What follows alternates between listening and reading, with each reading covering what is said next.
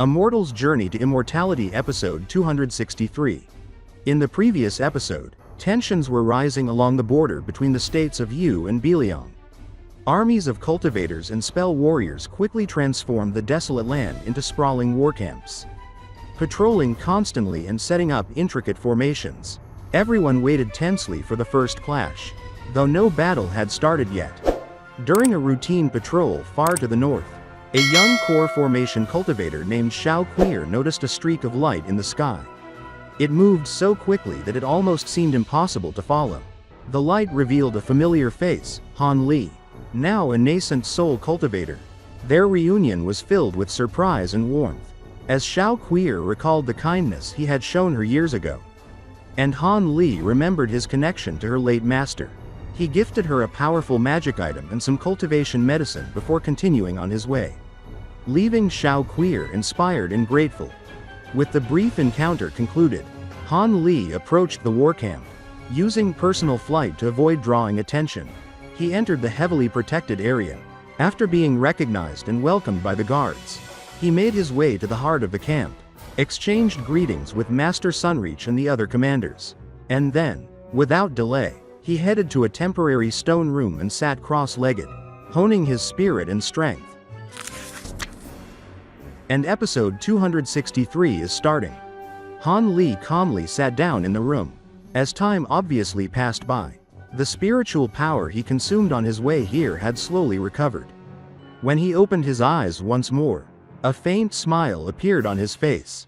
Ever since his Azure Essence Sword Arts had been cultivated to the 10th layer, he could feel his spiritual power returning much faster than before. This sudden acceleration of recovery brought him a sense of quiet satisfaction. With a thoughtful expression, Han Li reached for a small wooden box that gleamed with black light.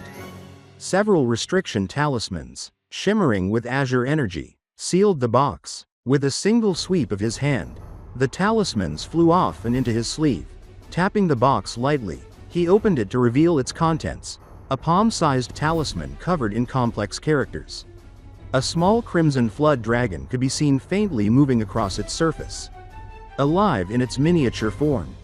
Han Li extended his hand and guided the talisman to hover into his palm. Over the past few days, he had failed 3 times in attempting to refine it, yet his persistence finally paid off. While he was unsure of the talisman's full strength, he knew it had been weakened due to his earlier failures. Despite this, he could only test its true power in an actual battle. Stroking the intricate characters etched on the talisman, Han Li sank into deep contemplation, the muscles of his face shifting with thought. Meanwhile, tens of kilometers away in the Molan encampment, several mysterious figures gathered in a room beneath the surface of the earth. There were 7 of them in total, 5 men and 2 women. Among them, 2 were dressed in black robes, concealing their identities. 2 others were familiar to Han Li, the woman surnamed Le, known for wielding an ancient lantern with deadly precision, and a scholarly middle-aged man, a relentless pursuer known as the Divine Sage.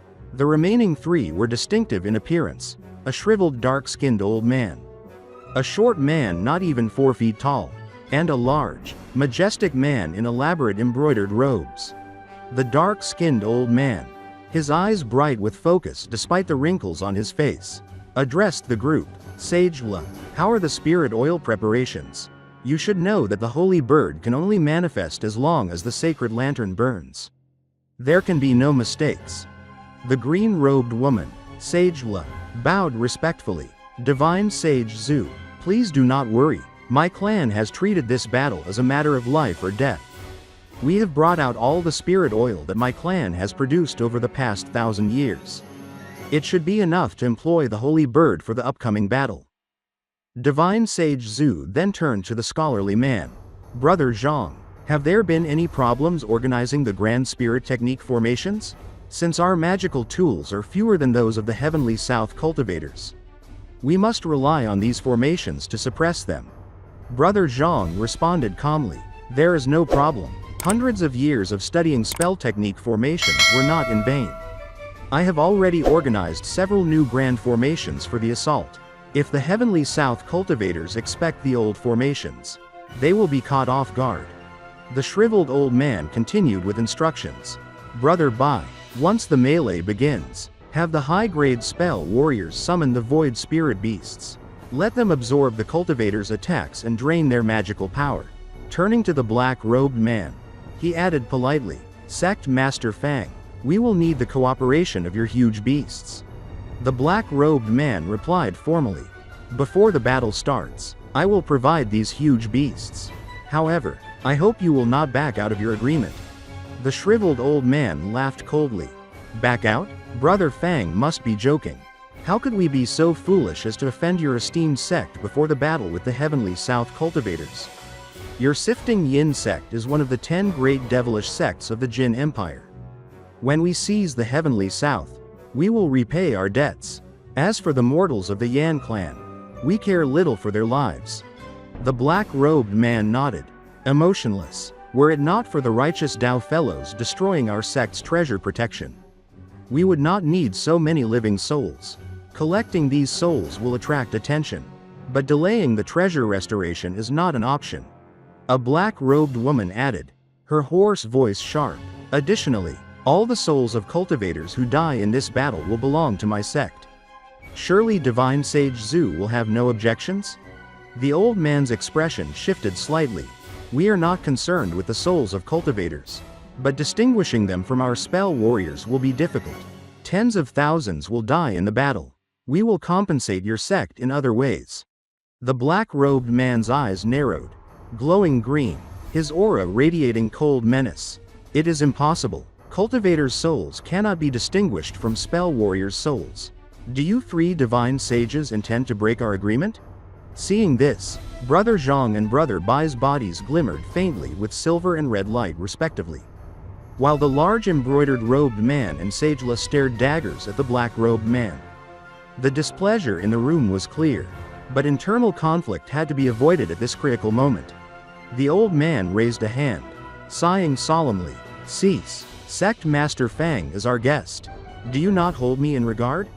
The black-robed woman sent a transmission to the black-robed man.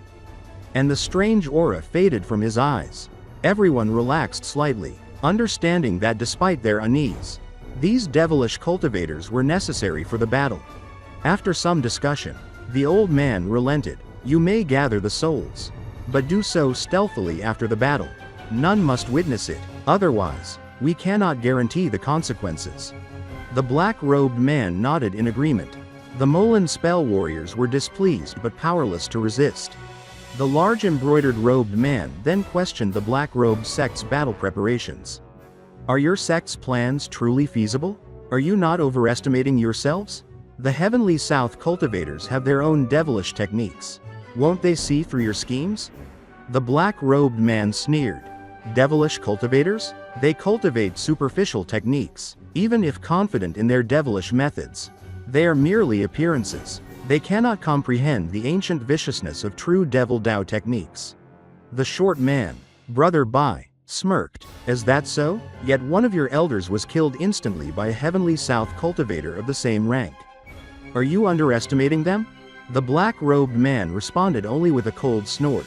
At that moment, the black-robed woman spoke again. I have been thinking. This cultivator with golden lightning could be useful to the Sifting Yin sect. I hope the 3 divine sages can hand him over to us. How about it? The shriveled old man looked puzzled. Hand him over? The woman continued, her voice rough and impatient. Are you unwilling to agree to a minor request? The old man, understanding her intent, replied cautiously. If it were an ordinary early nascent soul cultivator, it would be fine, but the one with the golden lightning bamboo is different. The black-robed man's eyes turned icy.